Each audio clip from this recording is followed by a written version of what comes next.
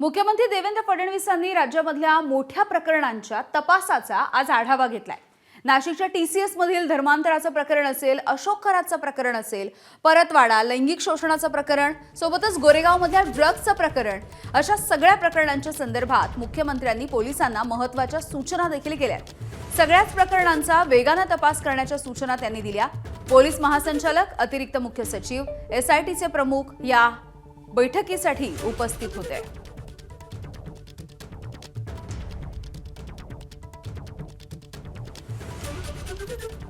तर नाशिकमधली ही दोन प्रकरणं होती। पहिलं टीसीएसचं प्रकरण होतं, सोबतच गेल्या कित्येक दिवसांपासून गाजत असणारं भोंदू अशोक खरातचं प्रकरण, अमरावतीतल्या परतवाड्या इथलं हे लैंगिक शोषणाचं प्रकरण आणि गोरेगावमधल्या म्युझिक कॉन्सर्टमध्ये 2 जणांचा ड्रग्जच्या सेवनामुळे मृत्यू झाला होता।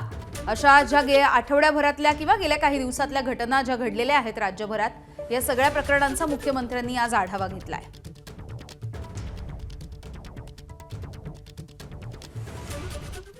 दरम्यान मुख्यमंत्री देवेंद्र फडणवीसांनी घेतलेल्या या बैठकीमध्ये पोलिसांना काय सूचना देण्यात आल्यात आपण बघूयात। खरातच्या प्रकरणामध्ये पीडितांना संपूर्णपणे विश्वास द्या असं मुख्यमंत्री म्हणाले।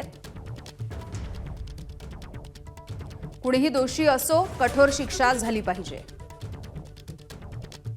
कोर्टामध्ये केस मजबूत कशी होईल यासाठी भक्कम पुरावे गोळा करा। तपासामध्ये अपराध सिद्धी हा महत्त्वाचा घटक असला पाहिजे। पुढे नाशिकच्या धर्मांतराच्या प्रकरणावरती त्यांनी असं म्हटलंय की धर्मांतरासारखे प्रकार हे अजिबात खपवूनच घेऊ नका। नाशिक पोलिसांनी स्वतःहून प्रकरण उजेडात आणलं आणि त्यामुळे त्यांचं अभिनंदन देखील आज मुख्यमंत्र्यांनी केलंय। धर्मांतर प्रकरणामधील सर्व पॅटर्न्सचा तपास करा, कोणताही अँगल सुटू नये। परतवाड्याचं प्रकरण अमरावतीतलं, पीडितांचं समुपदेशन करा, त्यांना तक्रार देण्यासाठी विश्वास द्या। संबंधित समाजसेवकांची देखील मदत घ्या। तर गोरेगावमधलं ड्रग्जचं प्रकरण समोर आलं होतं। ड्रग्जच्या विरोधामध्ये मोठ्या प्रमाणावरती कारवाया करण्याच्या सूचना देखील मुख्यमंत्र्यांनी दिल्या।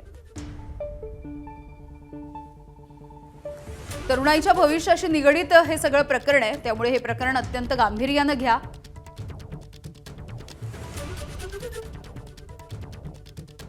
एकूणच या सगळ्या प्रकरणांचा फडणवीसांनी आढावा घेतला होता आणि त्यानंतर या सूचना देण्यात आल्या। एबीपी माझा, उघडा डोळे बघा नीट।